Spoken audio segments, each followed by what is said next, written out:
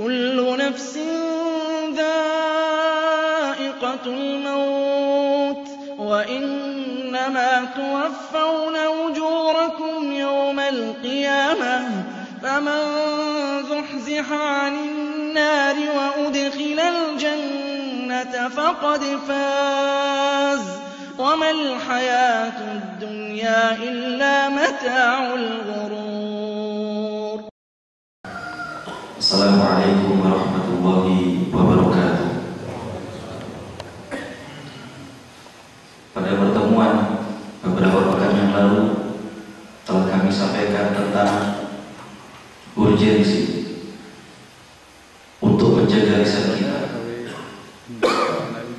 di mana pada saat itu kita telah mengkaji sebuah firman Allah Subhanahu wa taala dalam surat Qaf, wa ma yalfidu min qawlin illa ladayhi raqibun 'atid.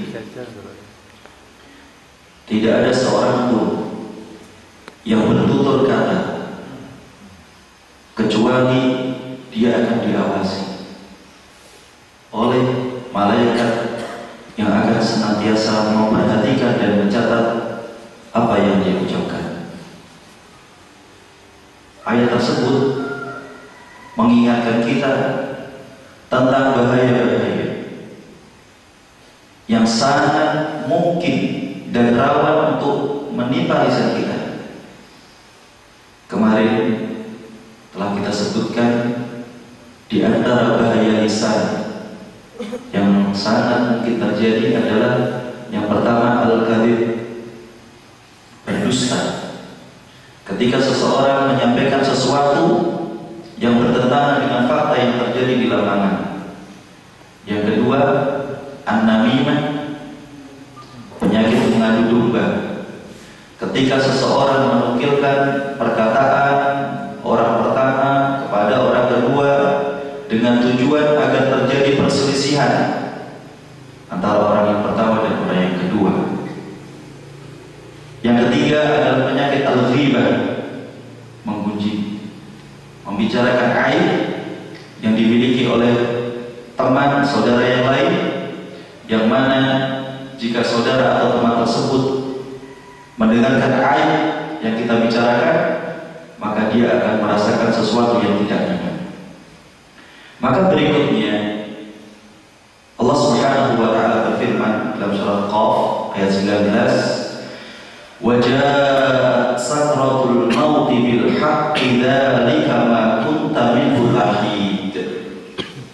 Setelah Allah Subhanahu wa taala menjelaskan kepada kita tentang urgensi untuk menjaga lisan, maka berikutnya Allah Subhanahu wa taala memperingatkan kita tentang kejadian yang mana kejadian ini pasti akan menimpa semua manusia. Wajah sakratul maut, dan datang sakratul maut bil haqqi, dengan benar. Dzalika ma kunta minhu tahid, yang mana sakratul maut yang datang ini adalah sesuatu yang dijauhi dan tidak ingin terjadi, dan benar-benar manusia itu berusaha lari darinya. Akan tetapi Allah Subhanahu wa taala mengatakan bahwa kematian adalah sesuatu yang pasti terjadi. Bapak Ibu yang semoga senantiasa dimuliakan Allah Subhanahu wa taala, banyak sekali dalil-dalil yang menyebutkan bahwa orang yang hidup pasti akan merasakan kematian. Kematian adalah sebuah fase di mana ruh yang sekarang ini ada dalam jasad kita lepas dan tidak akan bisa kembali. Berbeda dengan tidur. Saat kita tidur, roh kita juga lepas dari jasad, akan tetapi Allah Subhanahu wa taala mengembalikannya. Kalau kematian tidak, perginya roh dari jasad yang dimiliki seseorang dan tidak akan bisa kembali lagi. Dan ketika seseorang merasakan kematian itulah dia akan bisa melihat jasad yang selama ini dia tempati. Seseorang tidak akan bisa melihat jasadnya sendiri kecuali dia telah merasakan sebuah kematian. Di antara hadis-hadis dan ayat-ayat yang menjelaskan tentang datangnya kematian adalah surat Al-Jumu'ah ayat 8. Allah Subhanahu wa taala berfirman, "Qul," katakanlah wahai Muhammad, "Innal mautal ladzi tafirruna minhu fa innahu mulaqikum." Sesungguhnya kematian yang kalian itu lari darinya, sesungguhnya dia akan datang untuk menjumpai kalian semua. Summa turadduna ila 'alimil ghaibi wasyahadah. Setelah kalian semua meninggal dunia, kalian akan dikembalikan kepada Zat Allah Subhanahu wa taala yang Maha mengetahui hal-hal yang ghaib dan Maha mengetahui hal-hal yang terjadi. Fayunabbi'ukum bima kuntum ta'malun.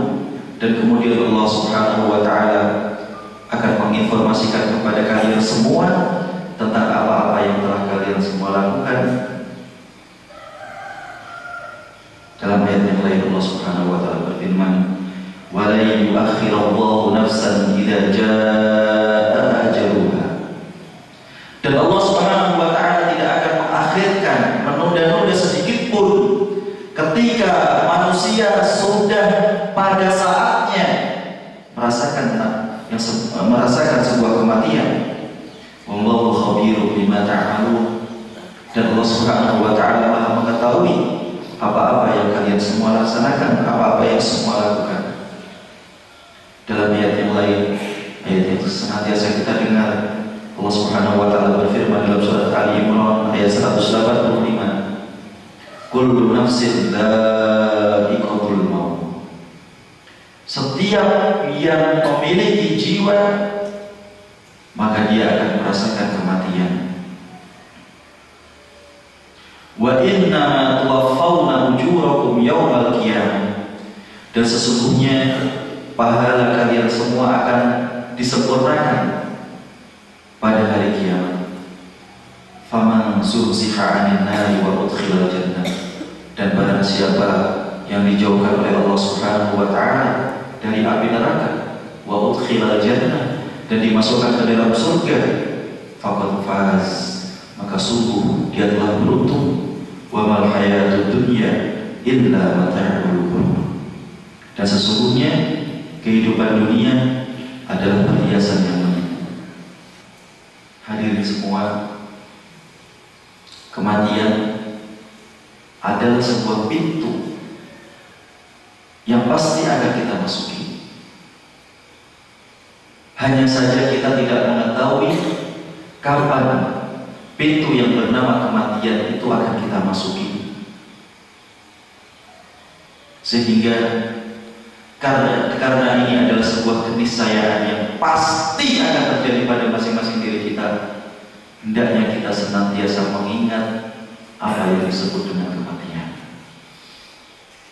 Mengingat bahwa kematian itu pasti akan menimpa kita. Mengingat bahwa masing-masing kita pasti akan berpisah dengan anak cucunya, dengan ayah bundanya, dengan tetangga-tetangganya, dengan sanak kerabatnya. Dan bagi seorang mukmin, kematian adalah saat di mana dia harus berpisah dengan amalan-amalan soleh yang selama ini dia lakukan. Dia sudah tidak bisa lagi melaksanakan amalan-amalan soleh. Dulu ketika dia hidup, dia rajin melaksanakan sholat. Ketika dia sudah meninggal, maka dia tidak akan bisa lagi melaksanakan sholat. Dulu ketika dia hidup, dia rajin bersedekah, maka setelah kematian menjemputnya, dia tidak bisa lagi bersedekah. Dulu ketika dia masih hidup, dia bisa berbuat baik kepada siapapun yang dia temui dengan senyum, dengan salam, akan tetapi setelah kematian menjemputnya, maka itu tidak bisa lagi dia laksanakan. Sehingga sudah selayaknya bagi kita semua untuk mempersiapkan diri masuk dalam pintu kematian. Bukan karena kita sudah tua, bukan karena kita sekarang sedang sakit, tetapi karena kematian itu bisa menjemput siapa saja, dan tidak ada seorang pun yang tahu kapan kematian akan datang kepadanya. Sehingga di antara hal-hal yang sekarang harus senantiasa kita ingat, senantiasa kita renungi, senantiasa berusaha kita pegang dalam kehidupan kita di dunia ini adalah yang pertama, berusaha mengikhlaskan semua amalan kita hanya untuk Allah Subhanahu wa ta'ala. Wa ma khalaqtul jinna wal insa illa liya'budun. Kata Allah Subhanahu wa ta'ala, dan aku tidak menciptakan al-jin, golongan jin, wal insa, dan golongan manusia, kecuali agar mereka semua beribadah kepada Allah Subhanahu wa ta'ala. Tujuan diciptakannya manusia adalah untuk beribadah kepada Allah Subhanahu wa ta'ala. Sehingga sudah selayaknya bagi manusia untuk berusaha menjadikan semua aktivitas yang dia laksanakan di dunia ini dalam rangka ketaatan kepada Allah Subhanahu wa ta'ala. Yang dimaksud dengan ibadah adalah ismun jami'un likulli ma yuhibbuhu Allahu minal aqwali wal af'ali ad-dhahirah wal batinah. Yang dimaksud dengan beribadah adalah, yang dimaksud dengan peribadatan adalah sebuah nama, yang mana nama ini mencakup semua perkataan dan perbuatan yang dicintai oleh Allah Subhanahu wa ta'ala, baik perkataan dan perbuatan yang kelihatan atau perkataan dan perbuatan yang tidak kelihatan. Bersenyum kepada orang itu adalah sesuatu yang dicintai oleh Allah Subhanahu wa ta'ala. Fa inna fi tabassumika fi wajhi akhika sadaqah. Sesungguhnya senyum yang kau berikan kepada saudara itu termasuk sedekah. Maka itu adalah sesuatu yang dicintai oleh Allah Subhanahu wa ta'ala. Maka itu termasuk dalam jenis ibadah. Memberikan sesuatu yang mana sesuatu ini bisa mencukupi kebutuhan saudara kita yang sedang membutuhkan sesuatu tersebut, itu adalah kebaikan.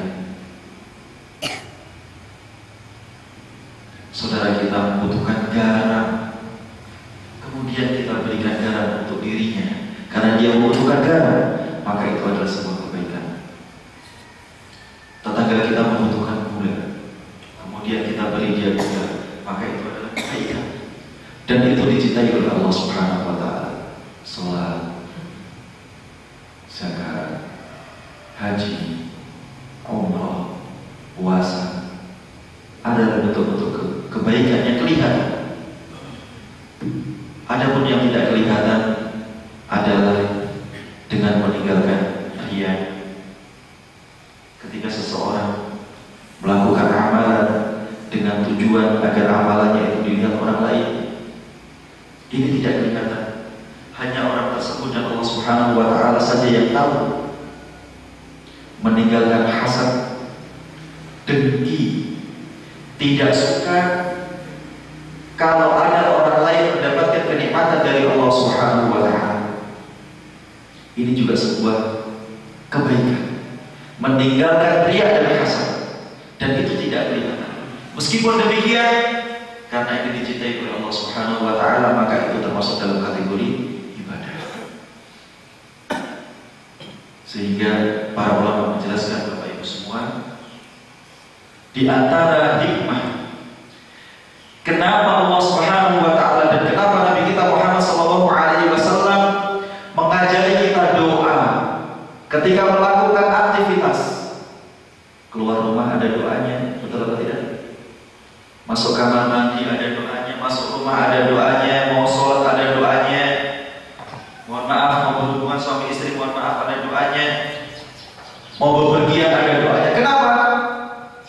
Salah satu hikmahnya adalah agar kita ingat pada saat kita akan melakukan aktivitas apapun aktivitas itu, ketika kita mulai dengan doa, kita akan ingat bahwa tidak ada satu aktivitas pun yang kita lakukan kecuali karena melaksanakan perintah dari Allah Subhanahu wa taala. Contohnya, ketika seseorang akan keluar rumah, kemudian dia berdoa, Bismillahirrahmanirrahim, 'ala Allahi la haula wala quwwata illa billah. Kemudian dia melangkahkan kakinya keluar. Kira-kira dia akan melangkahkan kakinya ke jalan kemaksiatan atau ke jalan keburukan? Bisa jadi sebelumnya dia tidak tahu mau kemana kaki ini melangkah. Bisa jadi dia akan melangkahkan kakinya ke jalan-jalan kemaksiatan kepada Allah Subhanahu wa taala. Tetapi karena dia berdoa, kemudian dia, saya sudah berdoa. Tadi saya mau niat ingin melakukan perbuatan yang negatif yang tidak disukai oleh Allah Subhanahu wa taala. Kemudian dia berdoa, maka kemudian dia ingat dan kemudian dia tidak jadi melakukan hal negatif yang tidak dicintai Allah Subhanahu wa taala tersebut. Ini salah satu doa. Dan ini bisa kita laksanakan. Berusaha menghafalkan doa-doa. Doa keluar rumah, masuk rumah, doa mau belajar, doa mau makan, doa berhenti makan. Ini mengingatkan kita kepada Allah Subhanahu wa taala. Sehingga dengan demikian kita akan selalu ingat tidak ada satu aktivitas yang kita lakukan kecuali dalam bikin ketaatan kepada Allah Subhanahu wa taala. Wa ma khalaqtul jinna wal insa illa liya'budun. Tidak akan ada aktivitas apapun yang kita lakukan dan aktivitas itu akan memberikan manfaat kepada kita di akhirat kelak kecuali jika aktivitas itu kita persembahkan hanya untuk Allah Subhanahu wa taala. Yang masih sekolah, dia akan belajar rajin karena Allah Subhanahu wa taala memerintahkannya untuk belajar rajin. Yang sudah bekerja, maka dia akan bekerja dengan rajin, profesional. Karena Allah Subhanahu wa taala, karena Islam memerintahkannya untuk bekerja dengan rajin dan profesional. Dalam sebuah hadis yang sahih, Rasulullah sallallahu alaihi wasallam bersabda, "Inna Allaha ahabba idza 'amila 'abdun an yutqinahu." Sesungguhnya Allah itu cinta kepada seorang hamba manakala seorang hamba ini bekerja, dia akan bekerja dengan teliti, dengan cermat. Kalau kita memperhatikan hadis ini, maka idealnya seorang muslim itu adalah orang yang paling teliti, cermat, ulet, dan paling sempurna pekerjaannya. Kenapa? Karena dia tahu semakin dia teliti melakukan pekerjaan, itulah yang dicintai oleh Allah Subhanahu wa taala. Semakin dia cepat melakukan pekerjaan, itulah yang dicintai oleh Allah Subhanahu wa taala. Kalau ada dua siswa sama-sama mengerjakan soal ujian, sama-sama belajar, yang satunya mengerjakan soal ala kadarnya, yang satunya lagi mikir dengan cermat, tidak ada satu pun jawaban yang dia tulis kecuali melalui pemikiran yang sangat cermat, maka di antara dua siswa ini yang dicintai oleh Allah Subhanahu wa taala adalah yang mengerjakan pekerjaannya ujian yang dihadapi dan menjawab pertanyaan-pertanyaan ujian itu dengan cara. Jikalau ada dua orang bekerja karena dia sebagai guru, satunya lagi mengajar. Sebelum mengajar dia menyiapkan perangkat-perangkat pembelajarannya. Dia tahu program tahunannya, dia tahu program semesternya, dia sudah menyusun RPP-nya. Sebelum masuk kelas, dia sudah mengetahui apa yang akan dia ajarkan. Dan kemudian ketika dia berada di dalam kelas, dia mempraktekkan semua aspek yang harus dilakukan oleh seorang guru ketika dia mengajar. Dan satu lagi, seorang guru mau masuk kelas tidak menyiapkan perangkat pembelajaran. Bahkan setelah dia masuk kelas, dia tidak tahu materi apa yang akan dia sajikan kepada murid-muridnya. Bahkan dia bertanya. Kita sampai halaman berapa? Kemarin kita membahas tentang apa? Kalau ada dua guru yang seperti ini, maka Islam memilih guru yang pertama. Kenapa? Karena guru yang pertama ini melakukan pekerjaannya dengan cermat, dengan teliti, semuanya dipersiapkan, dan itulah yang dicintai oleh Allah Subhanahu wa Ta'ala. Innallaha ahabba idza 'amila 'abdun an yutqina.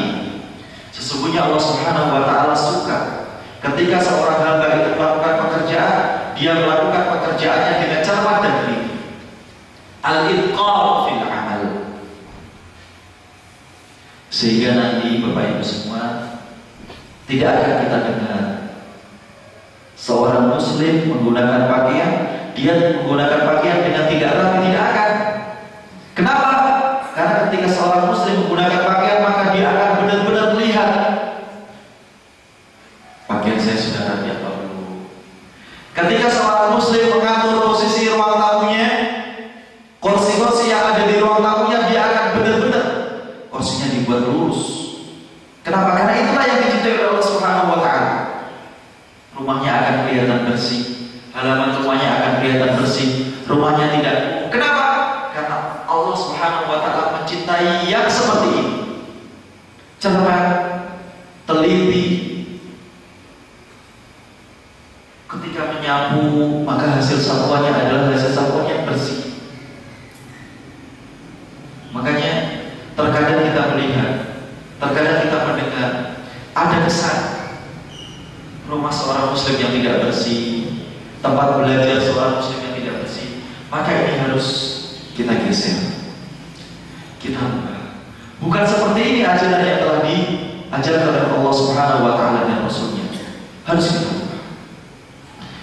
Hal kedua yang harus kita persiapkan dalam rangka memasuki gerbang kematian, selain berusaha menjadikan semua aktivitas kita dalam rangka ketaatan kepada Allah Subhanahu wa Ta'ala, adalah at-tajafi 'an daril qulub. Itu yang kedua. Berusaha tidak larut dalam kehidupan dunia. Bapak Ibu semua, faktanya kita ini sekarang hidup di dunia. Dan salah satu doa yang telah diajarkan oleh Rasulullah SAW melalui sebuah ayat, Rabbana atina fid dunya hasanah wa fil akhirati hasanah. Faktanya sekarang ini kita hidup di dunia. Meskipun dunia itu bukan tujuan kita, tujuan kita adalah kebahagiaan besok di akhirat. Akan tetapi sekarang ini kita hidup di dunia. Kita harus bisa menjadikan kehidupan dunia ini kehidupan yang baik. Tidak boleh kemudian kita meninggalkan dunia dengan mutlak. Tujuan saya kan di akhirat, saya tidak butuh dunia, sudah saya tinggalkan dunia. Tidak bisa. Kita sekarang ini hidup di dunia. Tetapi tindakan yang paling tepat untuk kita lakukan adalah ketika menjadikan dunia ini sebagai al-wasilah, sarana yang bisa mendukung kita untuk meraih kebahagiaan di akhirat. Sehingga kita tidak boleh larut. Kita tidak boleh larut. Saya sekarang kan pengen hidup bahagia di akhirat, maka saya di dunia ini tidak perlu kaya, saya tidak perlu mobil, saya tidak perlu rumah. Tidak seperti itu yang diajarkan Islam. Rasulullah SAW dalam sebuah sabdanya, seseorang akan mendapatkan kebahagiaan jika dia memiliki istri yang salihah, rumah yang luas, kendaraan yang tidak sering macet, kendaraan yang kalau dinaiki, ditumpangi itu lancar jalannya. Artinya apa? Memiliki istri yang salihah, rumah yang luas, kendaraan yang lancar ketika digunakan, bukan sebuah aib. Tapi yang menjadi masalah adalah ketika kita larut terbuai dengan istri yang kita miliki, terbuai dengan rumah yang kita miliki, terbuai dengan kendaraan yang kita miliki. Apa idealnya? Idealnya menjadikan istri yang kita miliki sebagai sarana untuk menambah pahala. Rumah yang kita miliki dijadikan sebagai sarana untuk menambah pahala. Kendaraan yang kita miliki dijadikan sarana untuk menambah pahala. Rasulullah itu orang yang kaya, dan beliau adalah orang yang paling berpeluang untuk menjadi orang yang kaya. Kenapa? Karena salah satunya Rasulullah itu adalah orang yang mengatur keuangan kaum muslimin dalam jihad. Ketika kaum muslimin mendapatkan al-ghanimah, harta rampasan perang yang didapatkan dari orang-orang kafir, yang didapatkan dari jalan peperangan, karena ada istilah lain namanya al-fai. Al-fai itu harta rampasan dari orang-orang kafir yang didapatkan oleh kaum muslimin tanpa ada peperangan. Kalau al-ghanimah melalui peperangan, itu telah dibagi. Salah satunya adalah bagian seperlima dari rampasan perang. Katakanlah rampasan perangnya 1 miliar, maka seperlimanya berapa? 200 juta. Itu diserahkan kepada Rasulullah SAW, dan beliau diberikan kebebasan untuk mengatur hal tersebut mau digunakan untuk apa. Tapi ternyata beliau meskipun memiliki peluang untuk kaya, apa yang beliau lakukan? Seolah-olah harta yang beliau dapatkan ini datang dari kanan, beliau terima kemudian menyalur ke kiri. Datang dari kiri, beliau terima kemudian beliau salurkan ke kanan. Tidak lebih. Kaum muslimin, pemimpin kaum muslimin di seluruh dunia,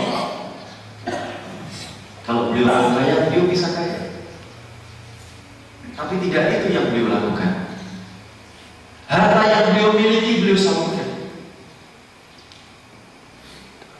Tidak ada yang pernah diam berada di rumah atau keluarga beliau.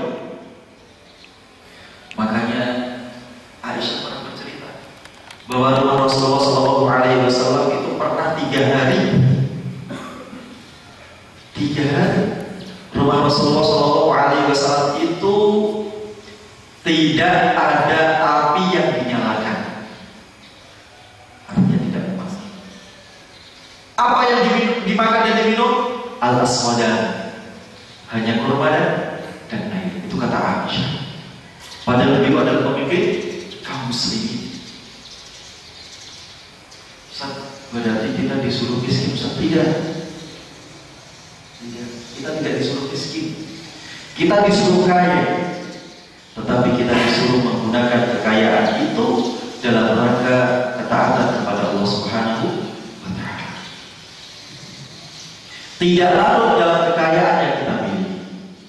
Yang ketiga, persiapan yang harus kita lakukan dalam rangka mendatangi pintu yang bernama kematian adalah al-inabatu ila daril khulud.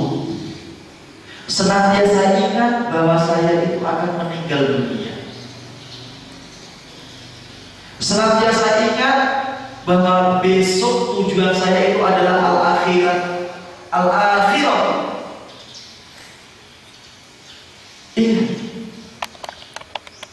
tidak ada yang dia lakukan kecuali dalam rangka kesuksesan besok di akhirat. Yang keempat, at-taubatu 'anil ma'asi. Segera bertaubat dari segala bentuk kemaksiatan. Salah satunya adalah kemaksiatan yang berkaitan dengan lisan yang kemarin telah kita jelaskan. Yang masih suka berdusta, maka hendaknya segera berhenti dari berdusta. Kemarin sudah kita jelaskan bahaya dusta, dan sekarang kita jelaskan hal-hal yang berkaitan dengan persiapan yang harus kita laksanakan. Karena Allah Subhanahu wa Ta'ala menjadikan dua ayat ini berbarengan. Ancaman untuk tidak melakukan hal-hal yang berkaitan dengan dusta, dan kemudian mengingatkan kita dengan kematian. Apa hikmahnya? Segera tinggalkan dusta. Segera tinggalkan al-ghibah, kebiasaan suka mengunci. Segera tinggalkan an-namimah, kebiasaan suka mengadu domba. At-taubatu minal ma'asi. Segera bertaubat dari segala bentuk kemaksiatan. Saya ini masih berbuat maksiat, maka segera kita lepaskan kemaksiatan ini dari diri kita.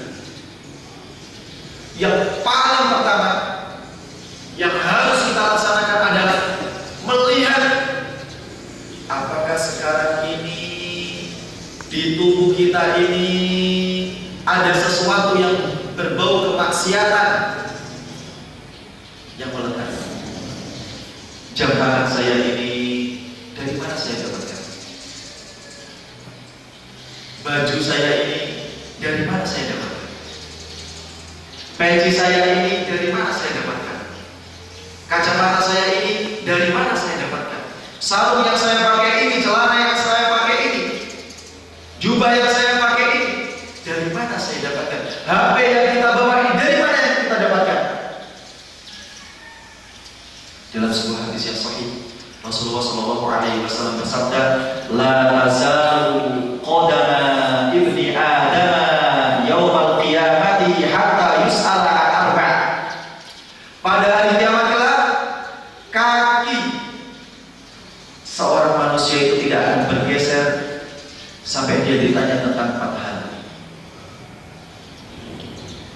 Salah satunya amalihi min aina iktasabahu wa fima anfaqahu.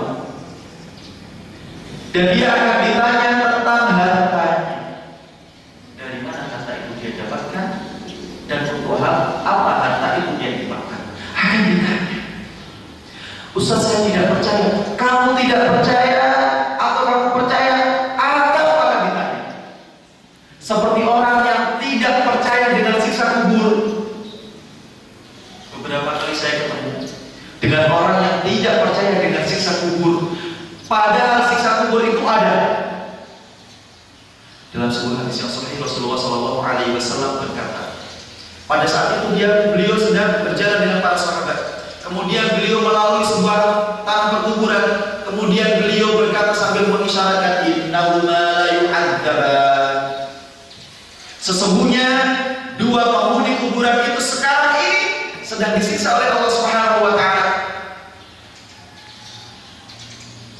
Amma ahaduhuma fakana yamshi bin namimah. Salah satu dari 2 orang ini dulu ketika di dunia dia senantiasa mengadu domba, mencerai-beraikan keharmonisan kehidupan masyarakat. Dia buat rusak dengan mengadu, dengan menfitnah, menyebarkan isu, menyebarkan gosip. Dia senang kalau masyarakat ini tidak tentram. Dia disiksa oleh Allah Subhanahu wa Ta'ala di kuburan. Wa amal akhir fakana la yastanji minal qaul. Adapun yang kedua, maka dia tidak pernah bersuci ketika habis buang hajat, hajat kecil atau hajat besar. Makanya di sini disyariatkan bagi yang buang hajat kecil atau besar untuk bersuci dengan air. Alhamdulillah di sini air melimpah. Kita gunakan air untuk bersuci. Kenapa? Karena ketika seseorang tidak bersuci dari hadas, dari buang hajat yang besar atau kecil, ternyata itu adalah salah satu sebab dia siksa di alam kubur. Rasulullah telah menjazm, memastikan bahwa siksa kubur itu ada. Kalau kemudian ada orang yang mengatakan saya tidak percaya siksa kubur, kita katakan kepada dia, kamu percaya atau tidak percaya, silahkan. Yang penting siksa kubur itu ada. Dan jika ternyata amalanmu ini tidak baik, kamu akan disiksa oleh Allah Subhanahu wa taala. Wa anta fi qabrika, dan kau berada di kuburan.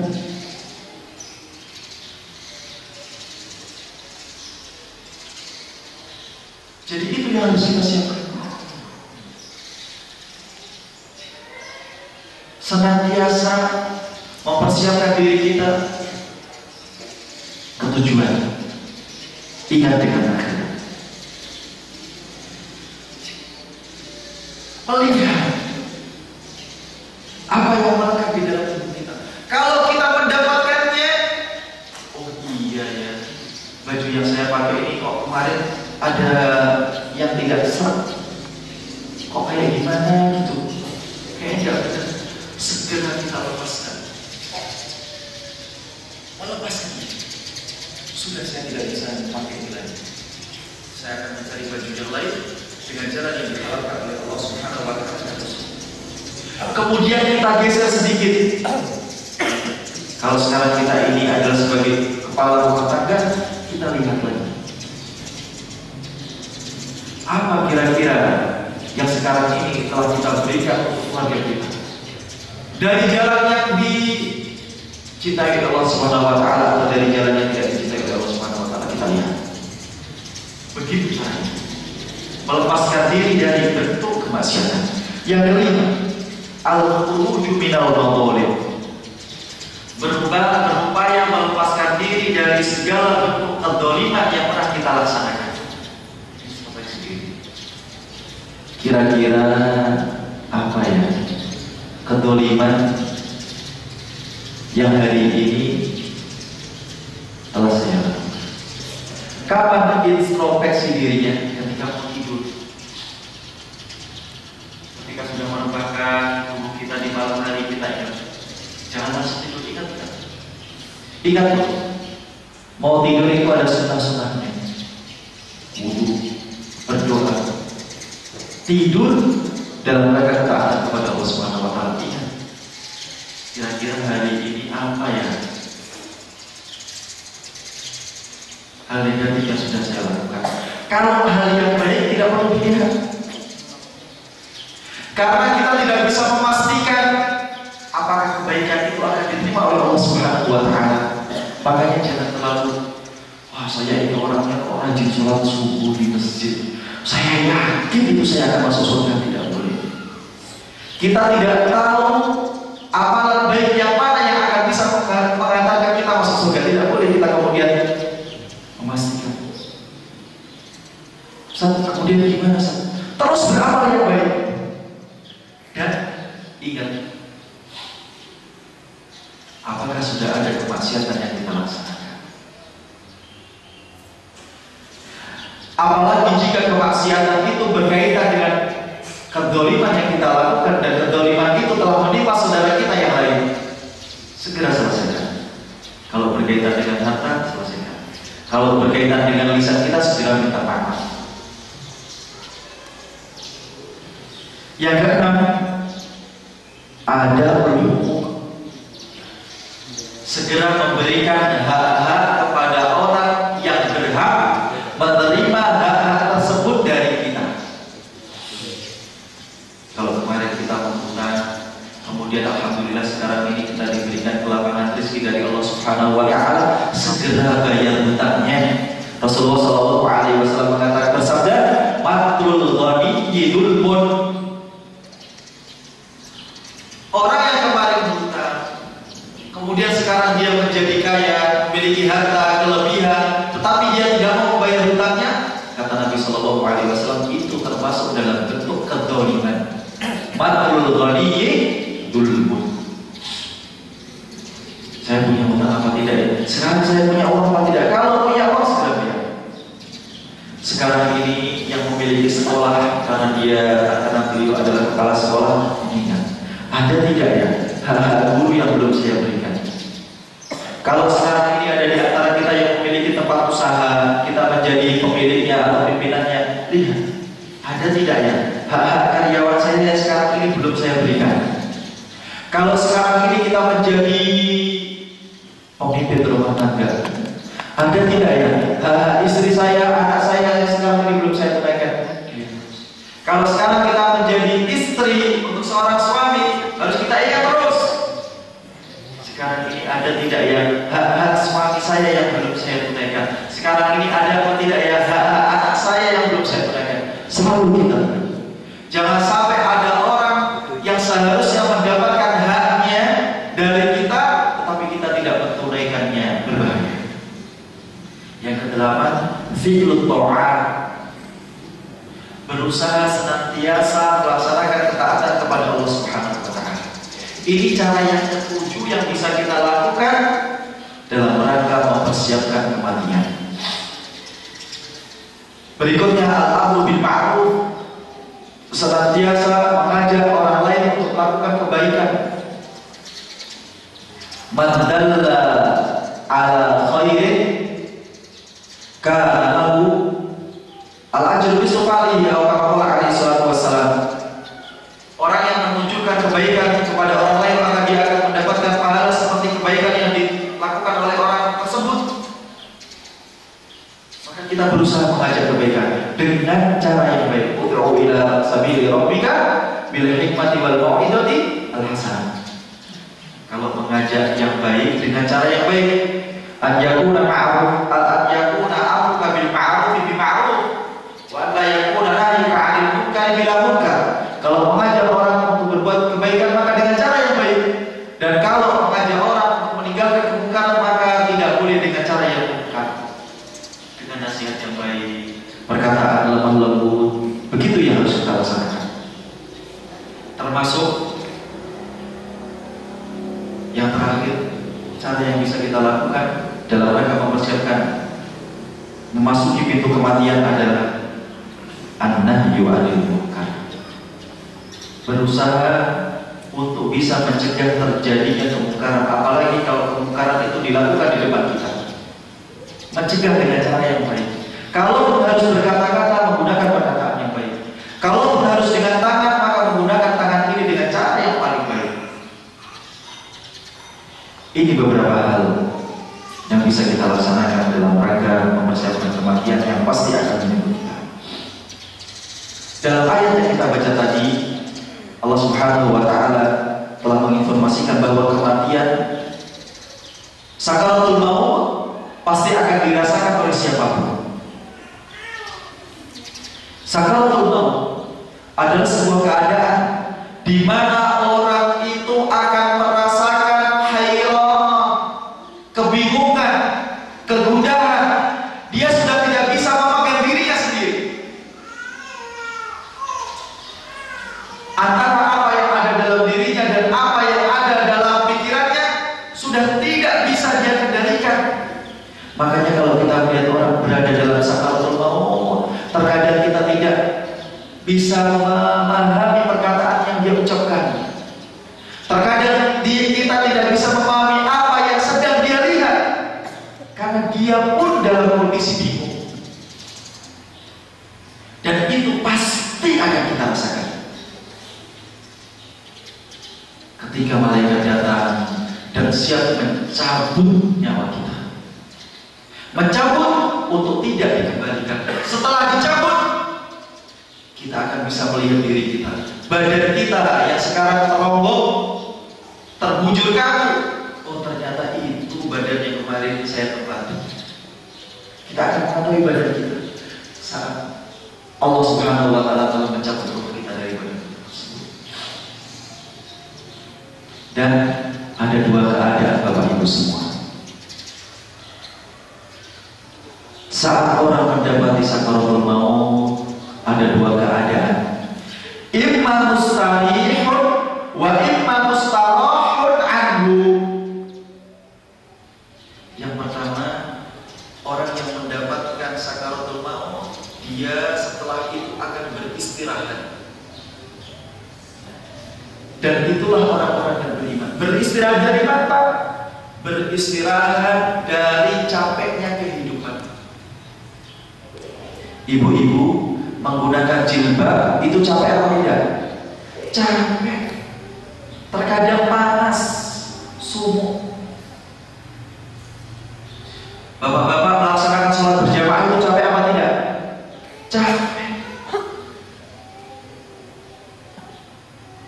Menghadapi kehidupan dunia yang seperti ini capek apa tidak? Capek. Orang mukmin ketika dia masuk dalam sakaratul maut, kemudian nyawa terlepas darinya, ruh hilang, maka saat itu dia langsung istirahat, tenang. Oh, ternyata seperti ini. Dulu saya capek, sekarang saya istirahat. Makanya ayo kita maksimal hidup di dunia ini. Sayangnya kita itu tidak pernah meninggal dunia sih. Makanya terkadang kita itu apa iya? Di sini bisa melihat semua, gitu. Di sini bisa melihat semua, gitu. Terkadang kita itu tidak pernah bersyukur memiliki nikmat mata. Kenapa? Karena kita tidak pernah merasakan betapa menderitanya, betapa susahnya, betapa beratnya orang yang hidup dan dia tidak bisa melihat. Kita tidak bisa pernah merasakan sih. Makanya kita itu kadang yakin, kadang tidak yakin.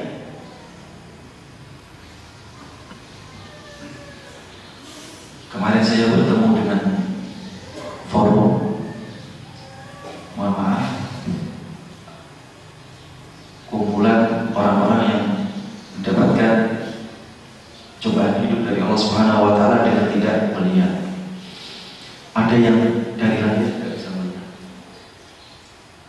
Ada yang usianya sekarang 22.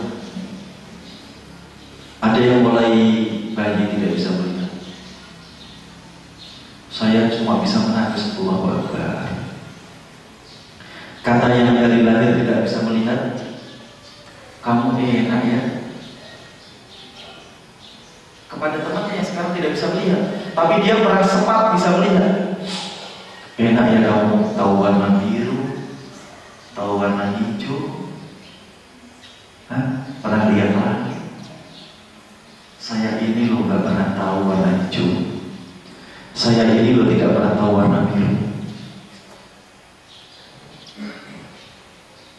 Kata salah satu temannya ini, enakan kamu dari lahir gak pernah melihat gelap. Saya sekarang lebih berat. Dulu cerah semuanya, sekarang semuanya menjadi gelap. Usianya 22 tahun.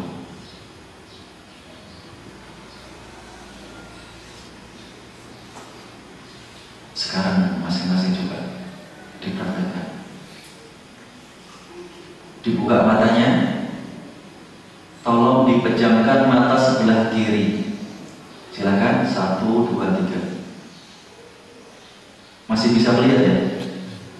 Susah ya? Susah ya? Susah. Sekarang buka lagi matanya. Tolong sekarang pejamkan dua-duanya. 1, 2, 3, silakan pejamkan. Bayangkan kalau sekarang kondisi gelap yang kita rasakan ini melekat sampai kita meninggal dunia. Semua yang menjadi gelap, kita sudah tidak bisa melihat lagi. Anak yang kemarin kita lihat, sekarang sudah tidak bisa kita lihat. Istri yang kemarin bisa kita lihat, sekarang tidak bisa kita lihat. Suami yang kemarin bisa kita lihat, sekarang sudah tidak bisa kita lihat. Mobil yang kemarin saat kita senang, sekarang sudah tidak bisa lihat lagi. Itu baru ujian mata Bapak Ibu semuanya. Belum kematian. Dan kematian itu hanya kita rasakan sekali saja. Tidak akan terulang lagi. Ketika sudah meninggal dunia sudah kelas, tidak akan balik lagi. Maka orang yang beriman itu dia akan mendapatkan waktu untuk istirahat setelah dia meninggal dunia. Kenapa? Beribadah terus di dunia ini sampai capek dia. Sholat, menjaga kebaikan, dia marah kepada tetangganya yang senantiasa menyakitnya, tapi dia tahan marahnya. Saya tidak boleh marah karena Allah mencintai hambanya yang tidak marah dan memaafkan. Orang yang menyakitinya kita maafkan, meskipun memaafkan itu berat. Makanya di surga itu ada istana terbuat dari emas, sangat besar. Kemudian orang itu bertanya, "Ya Rabb, wahai Tuhanku, ini untuk siapa?" Kata Allah Subhanahu wa Ta'ala, "Untuk yang mau." Siapa yang mau itu? Kata Allah Subhanahu wa Ta'ala, "Ya kamu itu." Loh, saya bisa masuk ke istana yang terbuat dari emas itu yang sangat besar. Iya. Terus amalan apa yang bisa saya memasukkan saya ke istana yang terbuat dari emas itu? Kata Allah Subhanahu wa Ta'ala, "Bi'afwika li'afwika." Karena dulu ketika hidup di dunia kamu ini selalu memaafkan orang yang menyakitimu. Kamu sakit, disakiti orang, tapi kamu maafkan. Karena itulah sekarang kamu mendapatkan balasan seperti ini. Al-qasru al-masnu'u minad dhahab.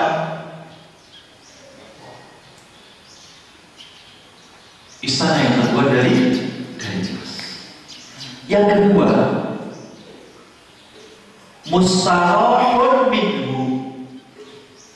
Orang yang mati, meninggal dunia, setelah dia meninggal dunia, maka orang-orang yang ada di sekitarnya ini istirahat dari orang tersebut. Kenapa? Karena dia waktu hidup di dunia ini selalu menyakiti.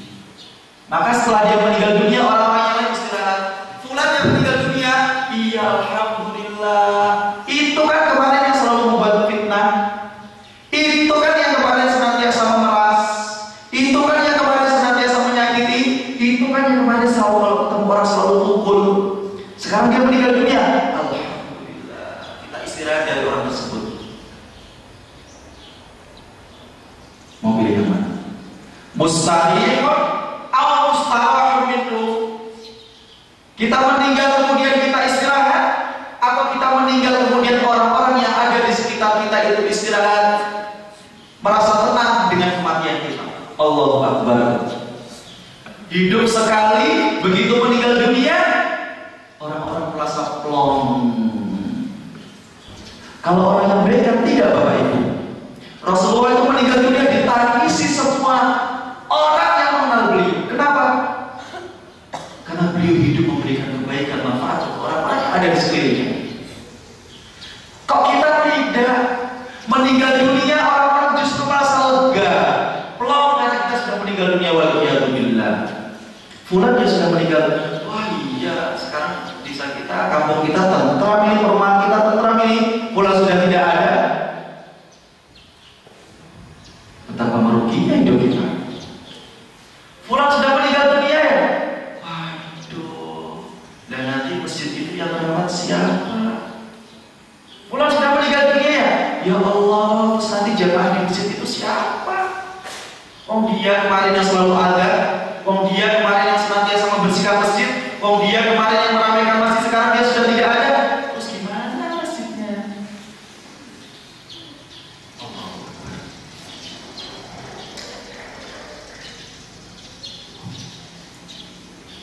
Maka kemudian masing-masing kita hendaknya introspeksi. Kita bisa memperkirakan, karena kita orang yang paling tahu dengan diri kita. Kira-kira saya besok masuk yang mana? Hati-hati dengan ancaman Allah Subhanahu wa Ta'ala. Jangan-jangan kita masuk golongan yang kedua, mustarahun minhu.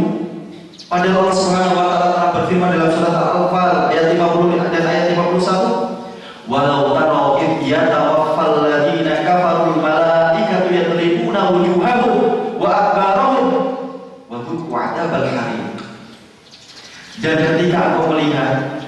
bagaimana ketika orang-orang kafir itu meninggal dunia dan para malaikat akan memukul wajah dan punggungnya.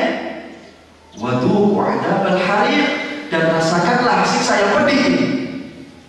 Dzalika bima qaddamat aydikum wa anna Allaha laisa bidzallamin lil 'abid.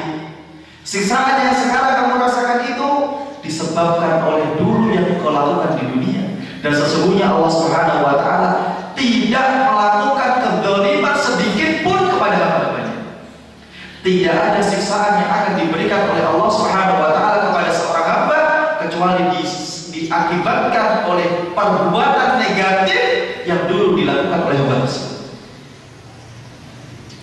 Wa anna Allaha laisa bidzallamin lil 'abid.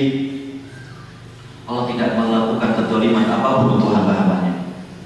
An Abi Qatadah ibni Rib'i al-Ansari radhiyallahu anhu kana anna Rasulullah sallallahu alaihi wasallam kana yuhadditsu.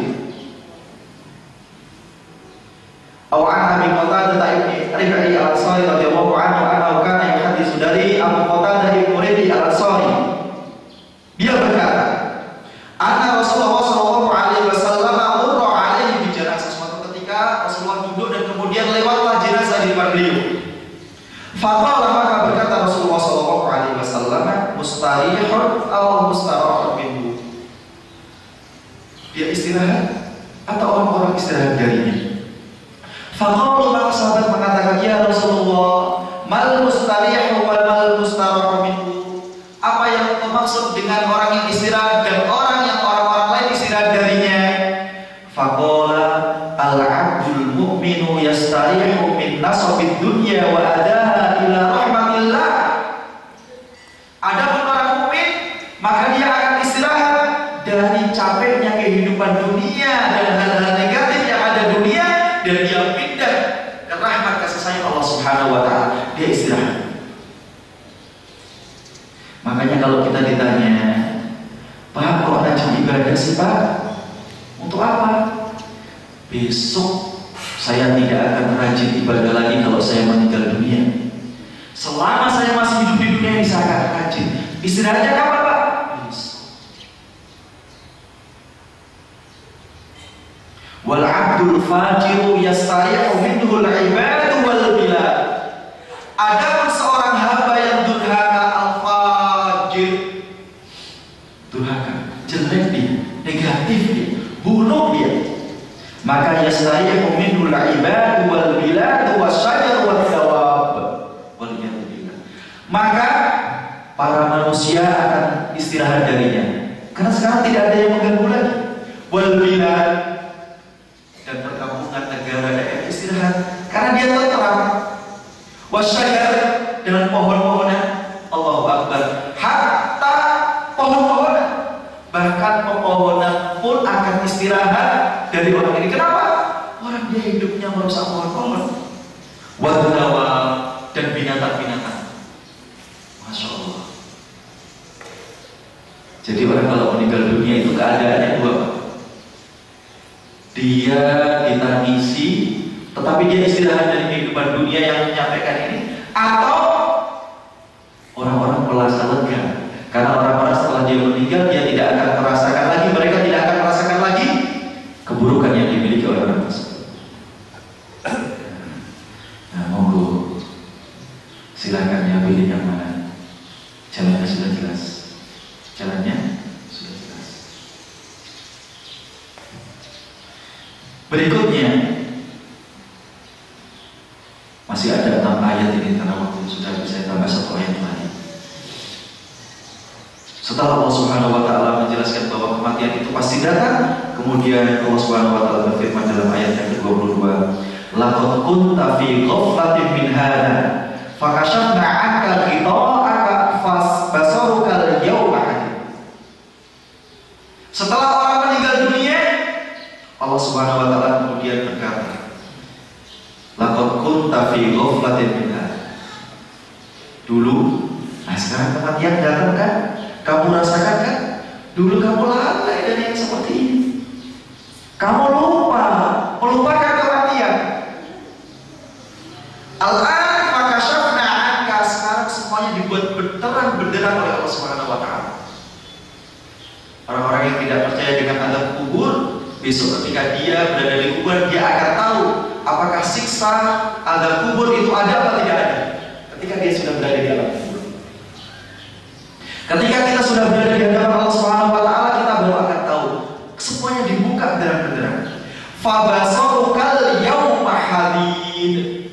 Penglihatanmu sekarang ini akan menjadi tajam. Tahu semuanya. Kita kadang lagi mati itu sakit apa tidak?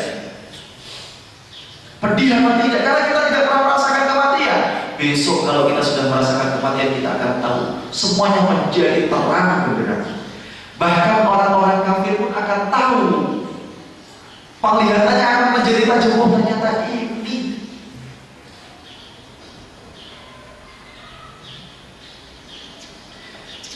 Makanya kemudian kalau sudah menjadi fakta,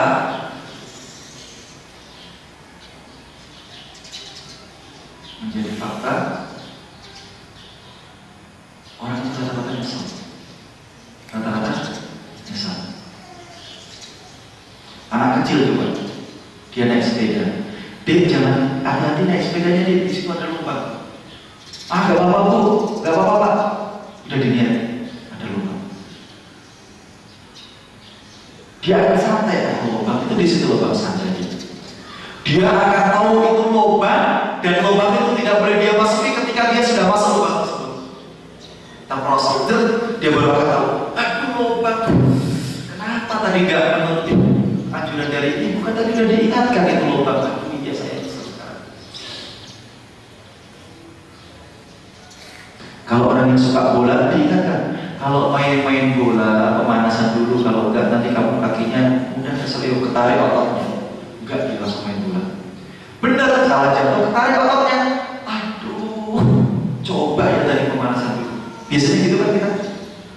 Dan itu biasanya akan terjadi.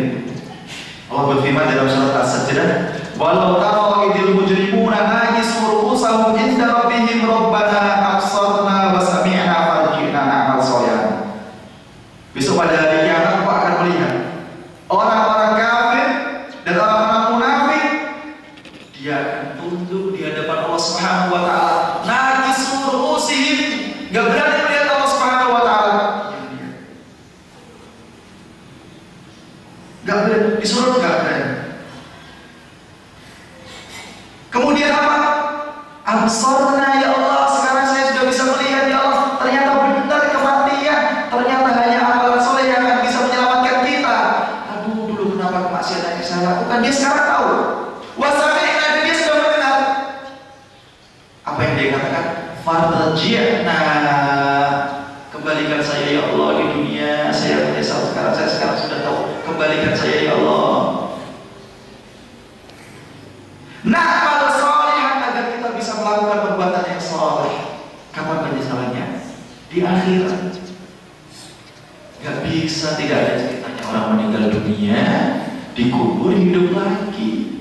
Tutup sekarang ini. Inna muqinun, katanya. Sekarang kita yakin ketika sudah meninggal dunia, ketika sudah berhadapan dengan Allah Subhanahu wa taala, baru dia yakin. Dalam ayat yang lain, surat Al-Munafiqun ayat yang ke-10, Allah Subhanahu wa taala berfirman, "Wa anfiqu mimma razaqnakum min qabli an ya'tiya ahadakumul mautu." Dan infakkanlah dari sebagian harta yang telah kami berikan kepadamu, kata Allah Subhanahu wa taala, sebelum datang kematian kepada salah seorang di antara kalian. Fayaqul, maka kemudian setelah kematian mendatanginya, dia mengatakan, Rabbi laula akhartani ila ajalin qarib. Setelah kematian datang, dia mengatakan, ya Allah, berikan kesempatan sedikit saja. Jadi ceritanya, dia itu mendapatkan rezeki, dia tidak mau infak. Kemudian dia meninggal dunia. Apa yang dia katakan? Tunggu dulu sebentar, berikan waktu untuk saya. Fa'asaddaqa, karena saya ingin bersedekah. Kapan dia ingin bersedekah? Ketika dia sudah meninggal dunia. Gak akan bisa. Wa akum minas sholihin, dan saya akan menjadi orang-orang yang saleh. Kapan dia mengatakan ini? Ketika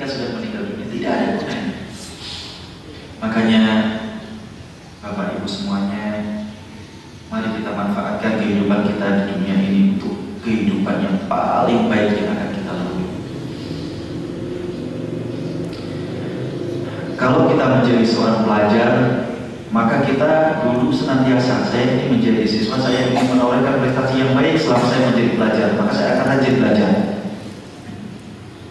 Tidak akan terkenang dari saya di kelas itu, di sekolah itu, kecuali saya adalah siswa yang berprestasi. Ketika ada di antara kita yang menjadi kepala sekolah, katakanlah dia akan menjadi kepala sekolah yang paling baik, berusaha. Kalau yang menjadi presiden juga seperti itu. Ada tidak presiden yang mengatakan, sudah yang penting jalan saja. Apa? Saya jadi presiden ini, saya akan menjadi presiden yang paling baik. Yang pertama, yang kedua. Yang kedua, maka kita sekarang tidak cuma belajar, tidak cuma menjadi kepala sekolah, tidak cuma menjadi presiden. Ini hidup. Kita ingin menciptakan kehidupan yang baik, apa yang tidak. Makanya berusaha. Dan itu tantangannya berat. Tantangannya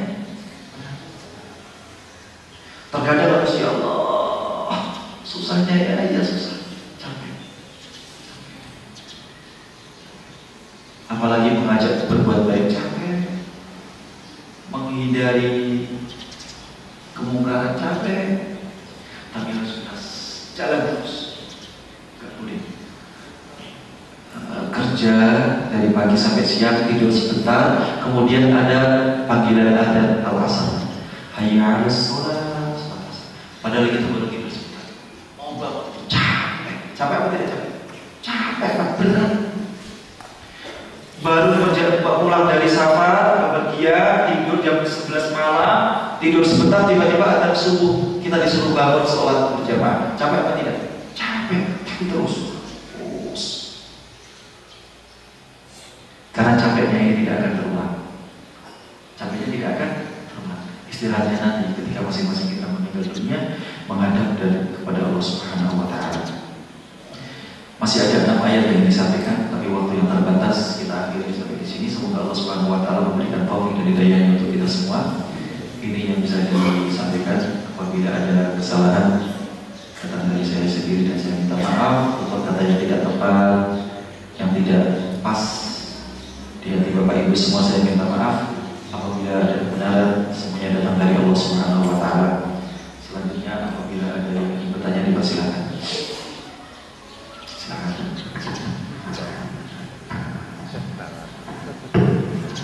Assalamualaikum warahmatullahi wabarakatuh.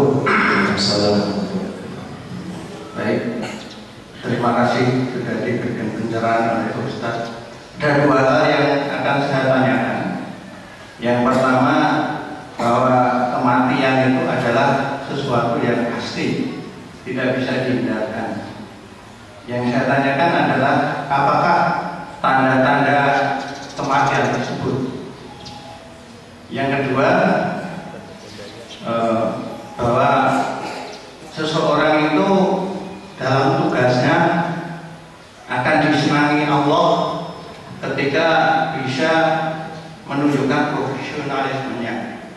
Yang saya tanyakan, bagaimana membangun profesionalisme dalam tugas tersebut.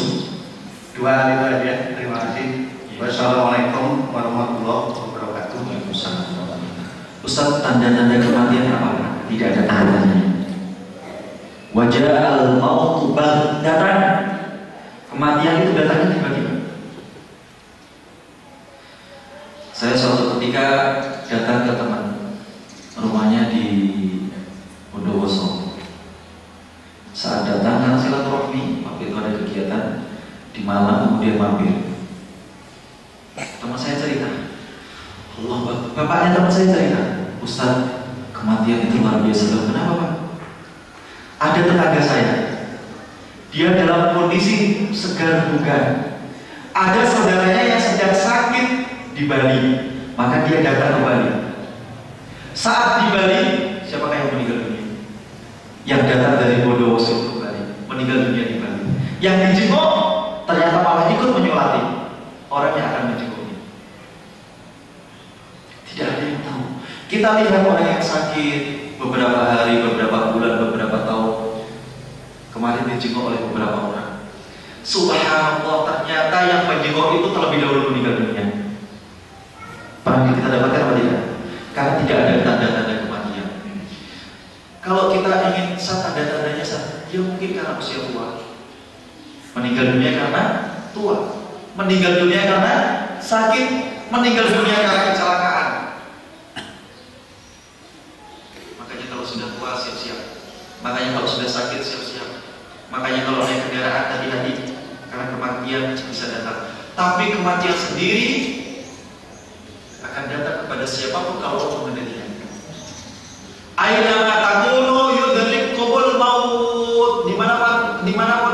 Dimanapun kalian berada, maka kematian akan datang menjemput kalian. Kalau kematian itu mengingatkan kalian. Kemudian Allah mengatakan, walau kuntum fi burujin musyayyadah. Meskipun engkau berada dalam istana yang terbentengi.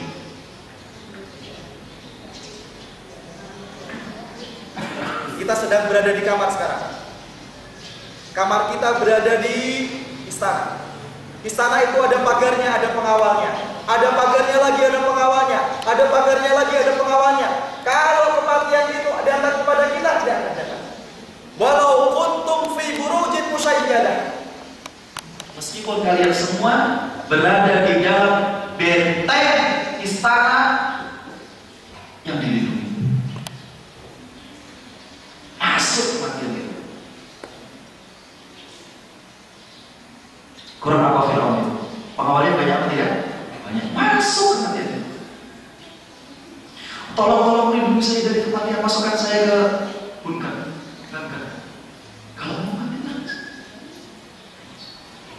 tidak ada tandanya. Maka hikmahnya adalah siap-siap.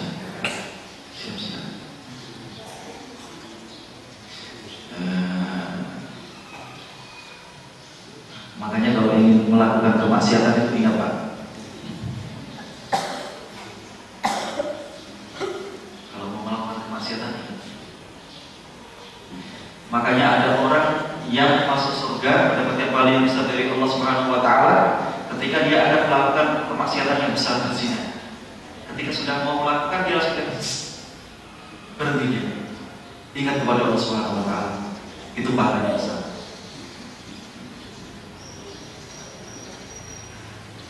Ya Allah, saya ingin main kartu ini, judi. Kamu di tempat judi, kalau kamu meninggal dunia gimana? Ada apa tidak? Jangankan di tempat judi, mohon maaf, di tempatnya prostitusi. Tanyakan ceritanya di koran-koran, di berita Allah Akbar. Kapan harus? Datang seperti itu. Yang kedua, bagaimana agar kita profesional dalam melaksanakan kerja.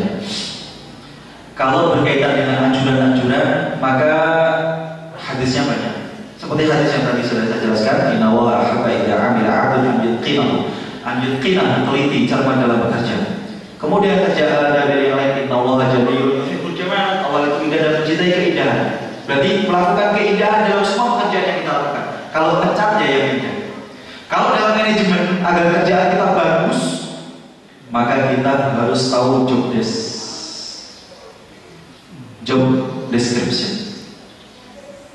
Saya menjadi guru, itu tugasnya apa saja, kita harus tahu.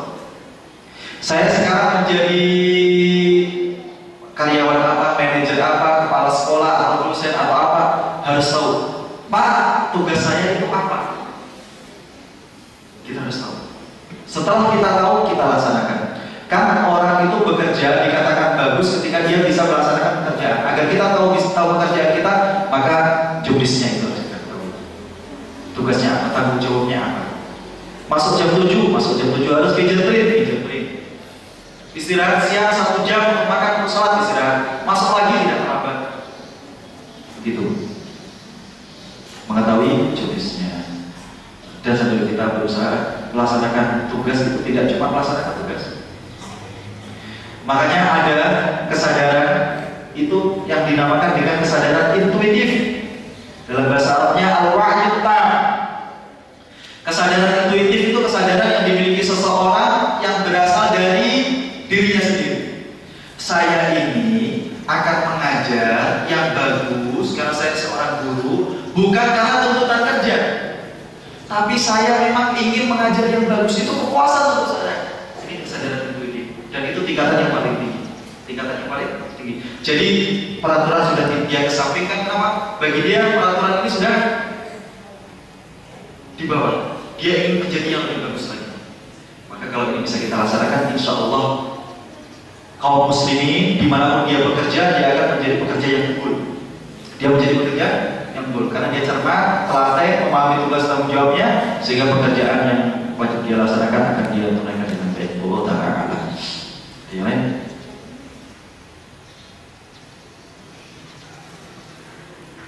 Cukup, tidak ada. Ayo kita akhiri, mudah-mudahan ibu-ibu ada yang bertanya.